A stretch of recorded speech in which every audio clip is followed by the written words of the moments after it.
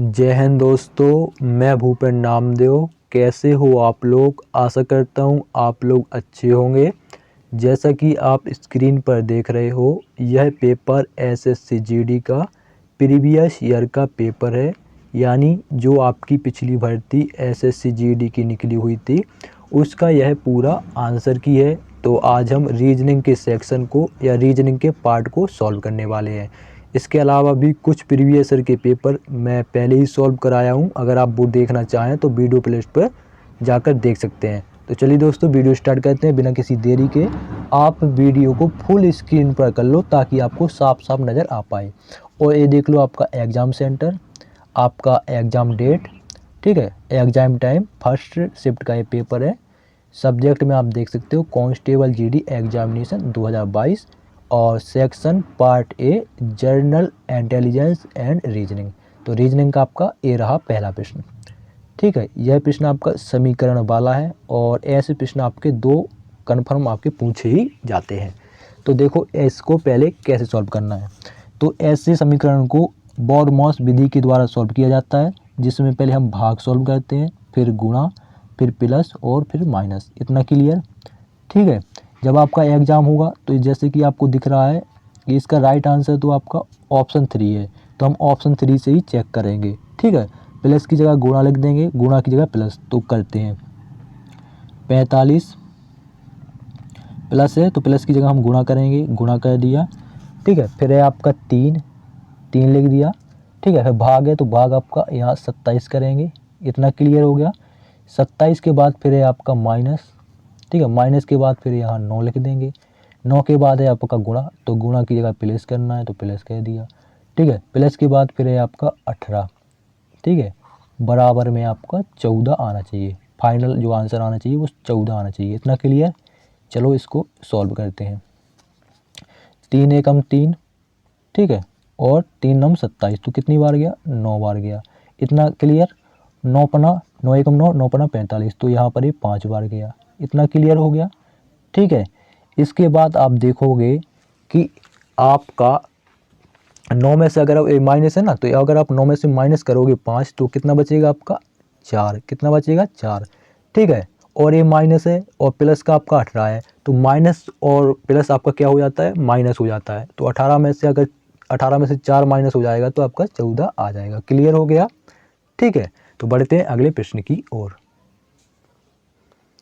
अगला प्रश्न आपका पासे वाला है। और देखो एक चीज़ मैं आपको बताना चाहूँगा, अगर आपको कहीं भी डाउट हो और कहीं भी समझ में नहीं आया हो तो बिल्कुल निश्चिंत आप कमेंट बॉक्स में ज़रूर बता दीजिएगा। अगला प्रश्न आपका पासे वाला है, ठीक ना। तो पासे वाले प्रश्नों में ऐसे प्रश्नों में पिछले प्रीवियस ईयर के पेपर में भी कराया हूँ, सेम वैसा ही प्रश्न आ गया है। तो उसने प्रश्न में पूछा क्या है, देखिए सीधा सा देखो। वो कह रहा हरा दर्शाने वाले फलक के विपरीत फलक पर स्थित रंग ज्ञात कीजिए। तो मतलब हरा जो रंग है उसके विपरीत का उसने पूछा है। तो हम चेक करेंगे। आप देखो इसमें सफ़ेद भी है और लाल भी है। इसमें भी देखो सफ़ेद भी है और लाल भी है। जब दो समान कलर समान है, ठीक है ना, जब दो कलर समान है, इसमें भी सफ़ेद लाल है और इसमें भी सफ़ेद लाल है, तो दोस्तों ये दोनों आपस में क्या हो जाएंगे? कट जाएंगे, समान संख्या कट जाएगी। तो हरा का विपरीत क्या हो जाएगा? हरा का विपरीत नीला हो जाएगा, ठीक है। ऑप्शन 2 में दिया गया है नीला, तो ऑप्शन 2 बिल्कुल सही होगा, ठीक है। ऐसे ही आपका अगर 3 फलक दिया होता, ठीक ना, ये तो 2 फलक है, 3 फलक दिया होता तो भी इसको ऐसे ही करते हैं। तो बढ़ते हैं अगले प्रश्न की ओर। अगला प्रश्न आपका ब्लड रिलेशन से है, यानी रक्त संबंध वाला, ठीक है। और ऐसे प्रश्न आपका एक प्रश्न तो पूछा जाता है, तो इसको सॉल्व करते हैं। वो कह रहा है जी का एन से क्या संबंध है। तो समीकरण को सॉल्व करेंगे। तो पहला समीकरण है आपका एन एक्स पी। तो एन एक्स पी का क्या मतलब है? एक्स का मतलब है ए रहा, ए बी का भाई है, यानी एन जो है वो किसका भाई है? पी का भाई है। एन पी का भाई है, एन पी का भाई है। जहाँ मैं प्लस लिख दूंगा उसका मतलब होगा पुरुष, और जहाँ माइनस उसका मतलब महिला। तो एन पी का भाई है तो क्या हो जाएगा? ये हो जाएगा आपका पुरुष। तो पुरुष की जगह पर क्या लिखना? प्लस, ठीक है। इतना क्लियर। अब आगे देखो, आगे है आपका एट द रेट। तो एट द रेट का क्या अर्थ है? ए बी की बहन है, यानी पी जो है वो क्यू की बहन है, ठीक है। तो ये रहा आपका क्यू, ये रहा आपका ठीक है, P, तो ये माइनस हो जाएगा क्योंकि ये बहन है। क्लियर हो गया। अब आगे चेक करो, फिर है आपका Q माइनस एल। तो Q माइनस एल का क्या मतलब है, माइनस का क्या मतलब, ये रहा आपका माइनस, माइनस का मतलब है ए बी का पिता है, यानी Q जो है वो L का पिता है। ठीक है, तो ये रहा आपका L, तो पिता है तो ये प्लस हो जाएगा Q। ठीक है, तो क्या समझ में आया कि N और Q की बहन क्या हो गई, P हो गई। ठीक है, और Q का लड़का, सॉरी Q का जो बेटा है या बेटी है वो कौन है, L है। इतना क्लियर। फिर आगे चेक करो, फिर है आपका ये, तो इसका क्या मतलब है, एक्स का मतलब है ए बी का भाई है, यानी एल एम का भाई है। एल जो है वो एम का भाई है, यानी एल क्या है, पुरुष है। ए प्लस मैंने कर दिया। ठीक है, अब आगे चेक करो, लास्ट में है आपका एंड। तो एंड का क्या मतलब है, तो दोस्तों एंड का मतलब है आपका, ये देखो ए रहा, ए बी का पुत्र है, यानी एम जी का पुत्र है। एम जो है वो किसका पुत्र है, जी का पुत्र है। पुत्र है जब उसका, तो ये क्या हो जाएगी, महिला हो जाएगी। ठीक है, पुरुष भी हो सकता है, इतना लेकिन अभी क्लियर नहीं है। ठीक है, तो आप देखो, उसने पूछा जी का एन से क्या संबंधित है, मतलब जी जो है वो एन की क्या है। तो पी का जो भाई है वो एन भी है, क्यू भी है। इतना क्लियर हो गया। ठीक है, और उसका क्यू का जो बेटा है वो एल है और एम भी है। ठीक है, जब एल एम बेटा है, ठीक है, और एम की जो मम्मी है वो जी है, तो जब उसकी बाप जब क्यू हो गया, ठीक है, एल एम का, तो मम्मी कौन हो गई, जी हो गई। यानी आपका क्यू जो एन है, तो एन का क्या हो जाएगी, भाई की जो घरवाली वो क्या हो जाएगी, भाभी हो जाएगी। ठीक है, एन जो है, एन और क्यू के किसके भाई, सॉरी यार, देखो एन और जो क्यू है वो पी के भाई हैं। ठीक है, तो एन क्यू भाई भाई हो गए। ठीक है, और क्यू का एल और एम लड़का लड़का है, और एल एम की मम्मी है जी, तो आपका क्यू की घरवाली हो गई जी। ठीक है, क्यू की घरवाली जी हो गई, और क्यू का भाई है एन, तो घरवाली आपकी जी है क्यू की, तो एन का जो भाई है क्यू, क्यू की घरवाली क्या होगी, भाभी तो होगी, तो ऑप्शन 2 बिल्कुल सही होगा। ठीक है, वही यार आंसर बताना होता, लेकिन बात वही बार बार गुमराह हो जाती है। बढ़ते हैं अगले प्रश्न की ओर। अगला प्रश्न आपका दर्पण प्रतिबिंब से है। ठीक है, ऐसे प्रश्नों में अगर आपको कुछ आता भी नहीं हो तो इसको ऑप्शन के अनुसार कर सकते हो। जब इसको दाईं ओर पलटोगे तो कैसी आकृति बनेगी, ये जो आपका ये बना हुआ है ये आपका ऐसा बन जाएगा। ठीक है, कैसा बन जाएगा, ऐसा बन जाएगा। ठीक है, और जो आपका ये ओ है वो आपका ओ सेम रहेगा, ओ में क्या तुम बदल सकते हो, सेम रहेगा। और आपका फिर आई आपका ऐसा हो जाएगा। आर जो है वो आपका, आर जो जब इस साइड दाईं ओर आप मोड़ोगे तो आर आपका ऐसा हो जाएगा। ठीक है, हज जो इस साइड आपका यहाँ सीधा खड़ा है वो आपका थोड़ा सा यहाँ टेढ़ा हो जाएगा। ठीक है, उसके बाद आपका 3 आपका इस साइड हो जाएगा, ये बन गया आपका 6। ठीक है, 7 आपका कुछ ऐसा हो जाएगा, और आपका 8 हो गया, और आपका ये हो गया, और फिर आपका @ बन जाएगा ऐसा। ठीक है, तो ऑप्शन 1 आपका बिल्कुल सही होगा। ठीक है, इसके अलावा आपके जो 2 ऑप्शन हैं ये बिल्कुल आपके गलत हो जाएंगे। बढ़ते हैं अगले प्रश्न की ओर। अगला प्रश्न आपका आकृति वाला है। आपकी जो ये बड़ी आकृति है इसमें आपके 4 ऑप्शन दिए गए हैं। 4 ऑप्शन में से कौन सी आकृति इस बड़ी वाली आकृति में छिपी हुई है वो आपको बताना है। तो ऑप्शन 1 वाली आपकी आकृति छिपी हुई है, कहाँ पर है वो मैं आपको बताता हूँ। ये देखो, आपकी जो ऑप्शन 1 आपका राइट आंसर है, तो ये वाली जो आकृति है वो आपकी ये रही है यहाँ पर।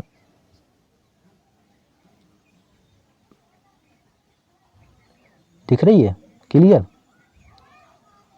ये देखो, ये आपकी आकृति बन गई। तो ऑप्शन 1 आपका बिल्कुल सही होगा।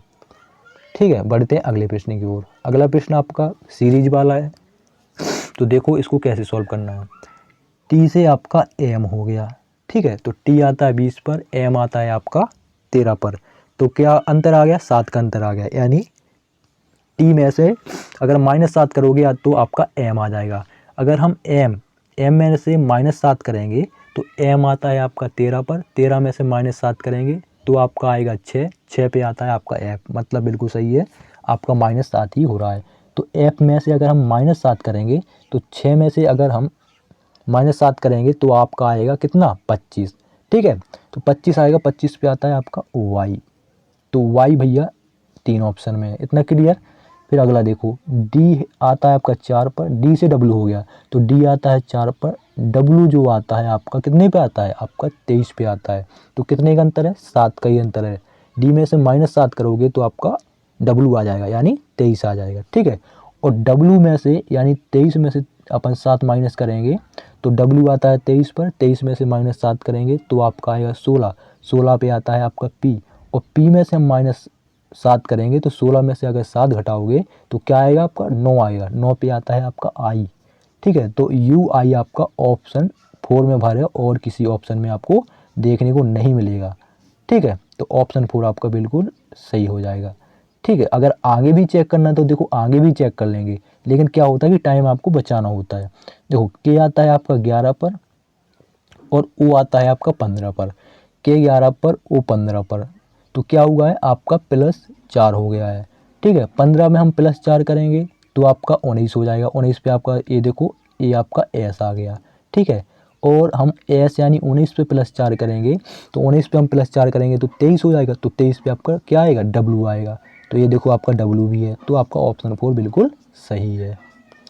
अगला देखो, अगला प्रश्न वही सीरीज वाला है, तो देखो इसमें क्या लॉजिक, डी आता है 4 पर, बी आता है आपका 2 पर यानी -2, ठीक है। फिर बी से आप देखो बी आता है 2 पर, एक्स आता है आपका 24 पर, तो क्या हुआ है आपका -4 हो गया है, ठीक है। पहले हुआ -2 फिर हुआ -4, ठीक है। एक्स आता है 24 पर, आर आता है 18 पर यानी -6 हो गया। तो अब इसका मतलब ये हुआ कि माइनस अब 8 होगा, ठीक है। फिर इसके बाद -10 होगा, तो जे में से यानी 10 में से अगर आप -10 करोगे तो आपका जेड आएगा, क्या आएगा जेड। तो ऑप्शन 1 आपका बिल्कुल सही हो जाएगा। समझ में आया क्या लॉजिक लगा, पहले हुआ -2 फिर हुआ -4 फिर -6 फिर -8 फिर माइनस आपका 10, तो -10 करोगे तो आपका जेड आ जाएगा, ठीक है। अगला प्रश्न देखो, अगला प्रश्न ये भी आपका सही है। देखो इसको कैसे सॉल्व करना है, इसमें आप देखो 5 आपकी दी गई, 5 दिए गए हैं, ठीक है। तो पाँचों में आप देखो टी सामान है, देखो पाँचों में आपका टी सामान है तो हम टी को निपटा देंगे, हमने इस टी को निपटा दिया।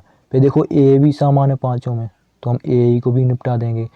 अब आगे चेक करो, आपका एस है, सी है, एम है, डी है, जी है। ये देखो एस है, सी है, एम है, डी है और जी है।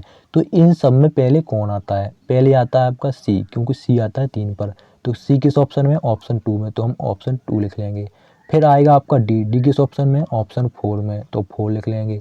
डी के बाद आएगा फिर आपका जी, तो जी किस ऑप्शन में, ऑप्शन 5 में है। जी के बाद फिर आएगा आपका क्या, फिर आएगा आपका एम, ठीक है। एम आता है आपका 3 पर, ठीक है। उसके बाद आएगा आपका एस, क्योंकि एस आता है 19 पर, तो हम एस 1 पर तो लिख लेंगे 2 4 5 3 1, 2 4 5 3 1 बिल्कुल सही होगा। अगला देखो, ये भी बिल्कुल आपका सरल है, ठीक है। इसके आपके कोड दिए गए हैं, कैसे कोड, जैसे देखो मैं करके दिखा देता हूँ। डी आता है 4 पर, ई आता है 5 पर, बी आता है 22 पर, ओ आता है 15 पर, टी आता है 20 पर और ई आता है आपका 5 पर। इन सब को जोड़ोगे तो आपका 70 बना जाएगा यानी 71। क्लियर हो गया आपको, क्योंकि भाई एक कैंडिडेट था अपना देख रहे थे वो वीडियो, वो भाई साहब बोल रहा था कि आप पूरा नहीं करवाते हो, ऐसा छोड़ के चले जाते हो। देखो आपका डायलेक्ट का चुंबन कैसे आया, तो वही आपका फॉर्मूला है। डी आता है 4 पर, आई आता है आपका 9 पर, ए आता है 1 पर, एल आता है 12 पर, ई आता है 5 पर, सी आता है 3 पर और टी आता है 20 पर। इस सब को जोड़ोगे तो आपका 54 आ जाएगा। क्लियर हो गया, जोड़ के देख लीजिएगा। तो आपका डीजल से क्या आएगा, तो डीजल भी आपका डी आता है 4 पर, आई आता है 9 पर, ई आता है 5 पर, एस आता है आपका 19 पर और ई आता है 5 पर और एल आता है 12 पर। इन सब को आप जोड़ो तो आपका 54 आ जाएगा। क्लियर हो गया, बढ़ते हैं अगले प्रश्न की ओर। अगला देखो इसमें क्या लॉजिक है, इसमें आपका देखो अगर अंतर ही निकालोगे, कुछ भी ना आता हो ना तो सीधी से एक ही आपका लॉजिक लगता है कि अंतर निकाल लो इस दोनों के बीच की संख्याओं का। तो 10 और 14 का अंतर होता है 4, 14 और 18 का अंतर होता है 4, 18 और 22 का अंतर होता है 4। समझ रहे हो लॉजिक, 22 और 26 का अंतर होता है 4, 26 और 30 का अंतर भी होता है 4। तो समझ रहे हो 4 का अंतर आ रहा है, तो 10 में से अगर हम 4 माइनस करेंगे तो कितना आ जाएगा आपका 6 आ जाएगा। तो अगर हम इस एड्रेस के स्थान पर 6 लिखेंगे तो 2 और 6 का अंतर आएगा 4, 6 और 10 का अंतर आएगा 4। तो मतलब ए वाला जो लॉजिक है बिल्कुल सही है। तो 10 में से अगर आप माइनस आगे की संख्या निकालनी है ना, तो 10 में से अगर आप -4 करोगे तो आपका 6 आ जाएगा, यानी 6 आ जाएगा। तो ऑप्शन 2 बिल्कुल सही होगा। ठीक है, आगे समझ में। ठीक है, बहुत ही आसान प्रश्न था। अगला देखो, अगला प्रश्न वही आपका समीकरण वाला है। देखो ऐसे प्रश्नों को कैसे सॉल्व करना है। तो जैसे मैं पहले बताया, पहले भाग, फिर गुणा, फिर प्लस और फिर माइनस। तो ऑप्शन 4 से हम चेक करेंगे। ठीक है, गुणा की जगह माइनस लिखना है, माइनस की जगह गुणा लिखना है। तो लिखेंगे हम लिखेंगे हम 35, 35 के बाद है प्लस, फिर 21, 21 के बाद माइनस है, तो माइनस की जगह लिखना है गुणा, गुणा के बाद है 168, 168 के बाद है फिर आपका भाग, भाग के बाद 28, 28 के बाद गुणा है, तो गुणा की जगह -7 बराबर में आपका 154 आना चाहिए। तो इसको सॉल्व करेंगे आपका। ठीक है, तो हम इसका सॉल्व करेंगे। तो अगर हम 28 का भाग 168 में देते हैं, क्योंकि भाग पहले सॉल्व करना है, तो 28 का भाग 2, तो भैया आपका जाएगा कितनी बार, 6 बार जाएगा। तो हम यहाँ 6 लिख देंगे। ठीक है, फिर भाग सॉल्व हो गया, अब करना है गुणा। तो 6 का गुणा करेंगे, 6 एकम 6 आएगा और 6 दूनी 12, यानी 126 आपका आ जाएगा। ठीक है, गुणा करने के बाद तो हम इस 6 को काट देंगे, 126 आ गया। क्लियर, 126 का गुणा 126 हो गया आपका। फिर हम 35 को 126 में जोड़ देंगे। तो जब हम 35 को जोड़ेंगे इसमें, ठीक है, तो कितना हो जाएगा आपका 161 हो जाएगा। कितना हो जाएगा, 161 हो जाएगा। तो आपका प्लस भाग सॉल्व हो गया, गुणा सॉल्व हो गया और प्लस भी सॉल्व हो गया। अब रहेगा आपका माइनस। सो 161 में से -7 कर देंगे तो आपका 154 आ जाएगा। बहुत ही सिंपल सा आपका ये समीकरण था। ठीक है, तो आपका 154 यानी ऑप्शन 4 ही आपका बिल्कुल सही होगा। अगला देखो, अगला वही आपका सीरीज वाला प्रश्न है। तो वही सिंपल सा अंतर निकालेंगे। 58 और 76 का अंतर कितना होता है, 18 होता है। यहाँ लिख लो, 76 और 100 का अंतर आपका 24 होता है। 100 और 30 का अंतर आपका 30 होता है। तो क्या लॉजिक लग रहा है, 18 में अगर आप 6 जोड़ोगे तो आपका 24 हो जाएगा, और 24 में अगर आप 6 जोड़ोगे तो आपका 30 हो जाएगा, यानी आपका 6 का अंतर आ रहा है। समझ में आया कुछ। ठीक है, तो अगर हम 40 में अगर हम 6 जोड़ देंगे तो आपका कितना हो जाएगा, 46 हो जाएगा, 46। 6 का अंतर है ना। देखो 18 से 24 हो गया, 18 से 24 हो गया 6 का अंतर, 24 से 6 हो गया तो आपका 30 हो गया, तो 6 का अंतर आ रहा है। ठीक है, वैसे ही अगर हम 40 में 6 जोड़ देंगे तो आपका 46 हो जाएगा। ठीक है, और अगर आपको नहीं समझने में आ रहा है, जैसे 18 से 24 हो गया, 24 से 30 हो गया, तो प्लस 6 हो रहा है, तो अगर हम 18 में से 6 माइनस करेंगे तो आपका 12 आता है।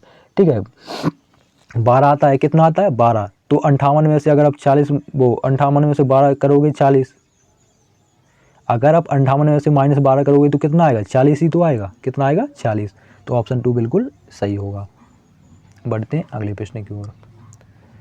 ये वाला प्रश्न आपको कर लीजिएगा। ठीक है ना, ये सीरीज वाला प्रश्न है, ये होमवर्क समझ के कर लीजिएगा, स्क्रीनशॉट ले लो इसका, क्योंकि इसमें अभिनीरा और आकृति वाला प्रश्न है। ठीक है, ये वाला मैं प्रश्न छोड़ रहा हूँ, आगे बढ़ते हैं। अगला प्रश्न आपका क्रम व्यवस्था का है। देखो इसको कैसे सॉल्व करना है। ऐसे प्रश्नों को बड़े ध्यान से सॉल्व करते हैं इसमें, क्योंकि टाइम बहुत लगता है। तो सॉल्व करेंगे। 6 व्यक्ति जे के एल एम एन ओ एक सीधी पंक्ति में उत्तर की ओर मुख करके बैठे हैं। ठीक है, तो भैया ये है सीधी पंक्ति और इस साइड ये देख रहे हैं। ठीक है, अब पढ़ो आगे। ओ और एन पंक्ति के अंतिम सिरों पर बैठे हैं। तो पता नहीं ओ बाएं सिरे पर बैठा है कि दाएं सिरे पर, एन बाएं सिरे पर कि दाएं सिरे पर, ये अभी क्लियर नहीं है। तो हम बिठा देंगे अपने मन से, ओ एन पंक्ति के अंतिम सिरों पर बैठे हैं, तो हम एन को यहाँ बिठा देंगे। ठीक है, और ओ को यहाँ बिठा देंगे। क्लियर हो गया।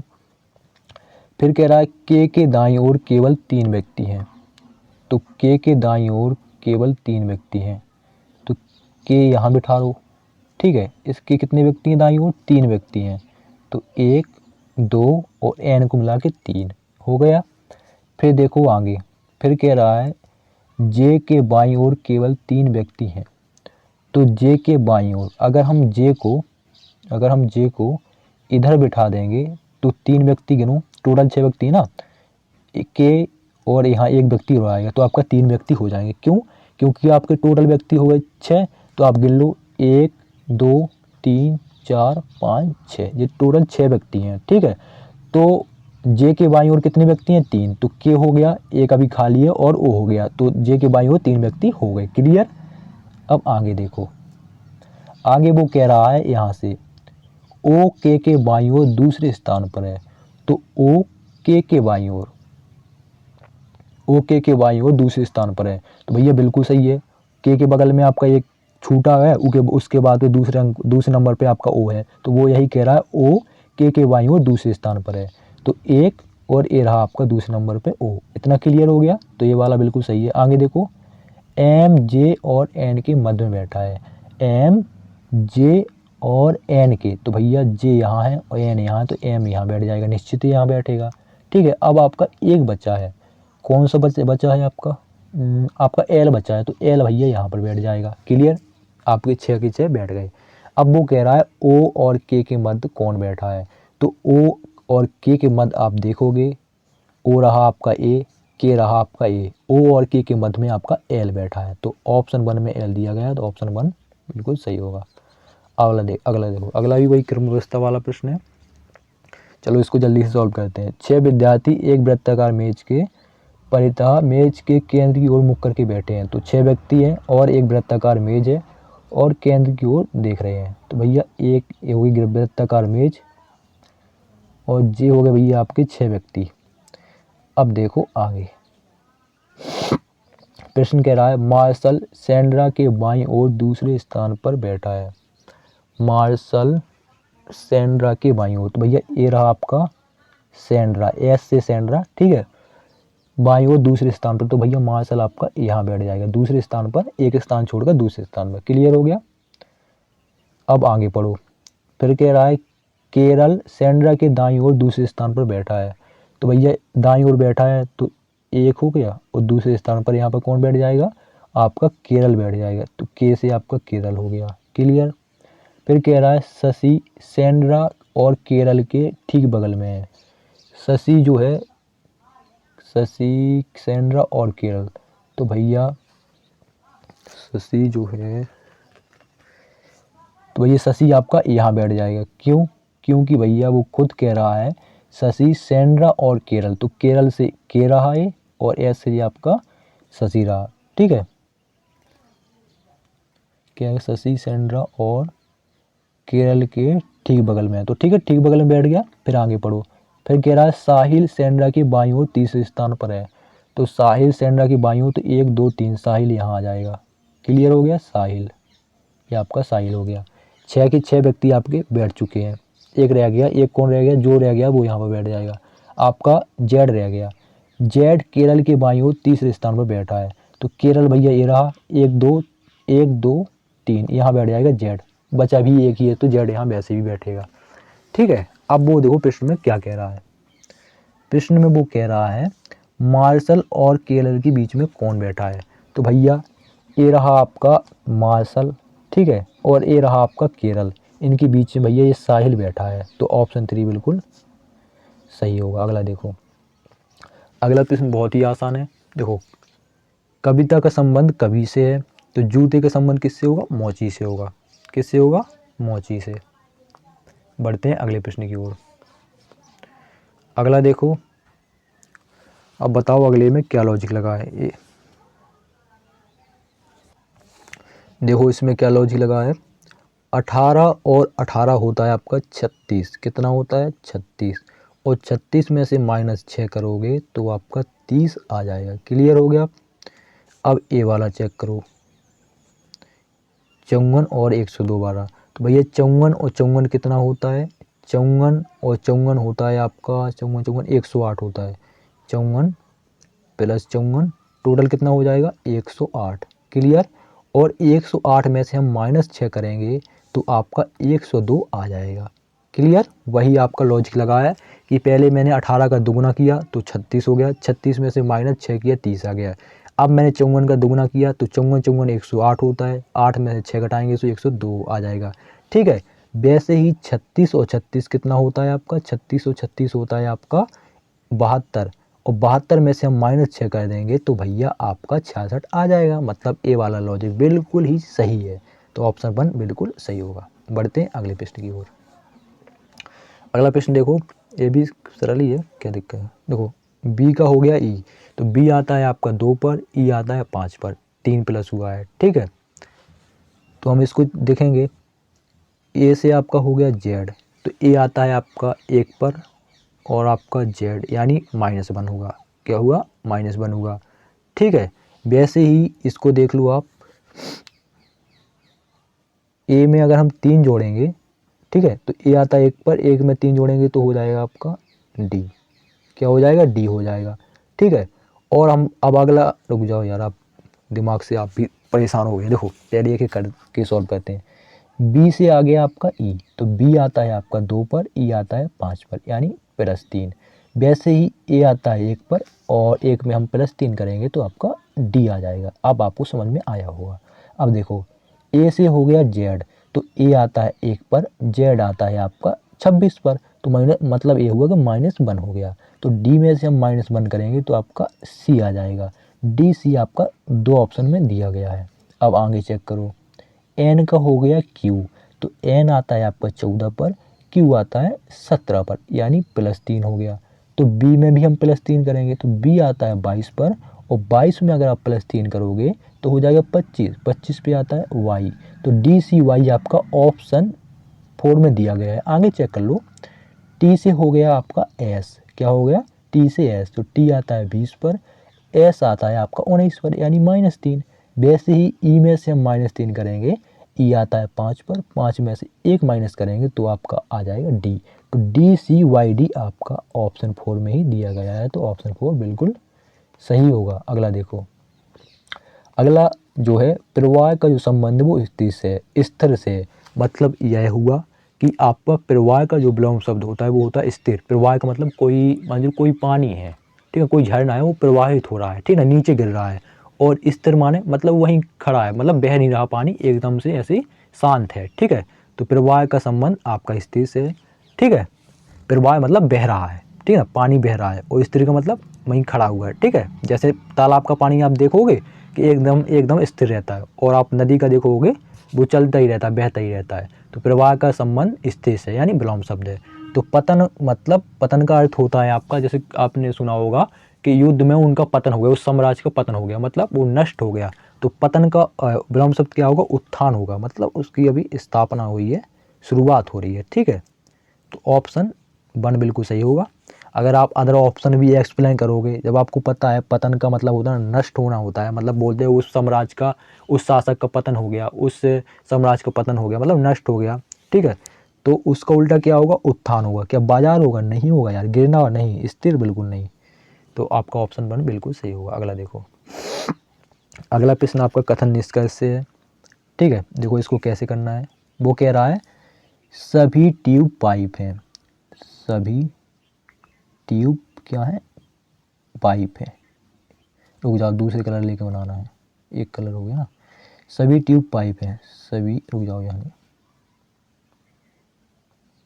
अब देखो सभी ट्यूब, ये हो गया ट्यूब, क्या है? पाइप है। तो भैया ये हो गया पाइप। अब अलग अलग कलर में सही रहता है, ठीक है। ये हो गया आपका पाइप। अब दूसरा पढ़ो कथन, वो कह रहा है सभी स्विच पाइप है, सभी स्विच क्या है? सभी स्विच आपके पाइप हैं, सभी स्विच आपके पाइप हैं। तो भैया स्विच ए हो गया, क्लियर। अब अगला पढ़ो, वो कह रहा है सभी पाइप बोर्ड हैं, सभी जो पाइप हैं वो क्या है भैया? वो बोर्ड है, क्लियर हो गया। ऐसा आपका बन जाएगा, ठीक है। थोड़ा ब्लर सा आ गया, इसमें काट दूंगा तो फिर वो भी मिट जाएगा, ठीक है। अब निष्कर्ष देखो, दिख रहा होगा आपको साफ साफ। निष्कर्ष कह रहा है सभी स्विच बोर्ड हैं। तो क्या सभी स्विच बोर्ड हैं? बिल्कुल। आपका क्या स्विच वाला बोर्ड को काट रहा है? बिल्कुल काट रहा है। आपका पीला वाला हरे को तो काट रहा है, पीला वाला वो सबसे लास्ट में है, और सबसे लास्ट में हरा वाला दूसरे नंबर पे है, तो ये उसको काट रहा है, तो ये वाला निष्कर्ष बिल्कुल सही हो जाएगा। दूसरा देखो, सभी बोर्ड ट्यूब हैं। तो क्या सभी बोर्ड ट्यूब हैं? पीला वाला क्या आपका ये टी वाले को काट रहा है? नहीं काट रहा है। टी वाला आपका सबसे पहले में है, और बोर्ड वाला यानी बी वाला सबसे बाद में है, तो उसको काट रहा है, नहीं काट रहा है ना, तो ये गलत हो जाएगा आपका। क्लियर। अब तीसरा चेक करो, कुछ बोर्ड स्विच हैं, तो क्या बोर्ड वाला स्विच को काट रहा है? बिल्कुल काट रहा है। बोर्ड वाला 5वें नंबर पे है, सॉरी बोर्ड वाला आपका सबसे लास्ट में है और सबसे लास्ट पर आपका दूसरे नंबर पर स्विच है, ये स्विच तो बिल्कुल काट रहा है, तो आपका ये वाला भी सही हो जाएगा। तो पहला और तीसरा आपका अनुसरण कर रहा है, तो ऑप्शन 3 में ये दिया गया है, तो ऑप्शन 3 आपका बिल्कुल सही होगा। आगे समझ में। मिलते हैं किसी नेक्स्ट वीडियो में, और कुछ डाउट हो तो बिल्कुल आप बिल्कुल निश्चिंत पूछ लीजिएगा। मिलते हैं किसी नेक्स्ट वीडियो में, तब तक के लिए जय हिंद जय भारत।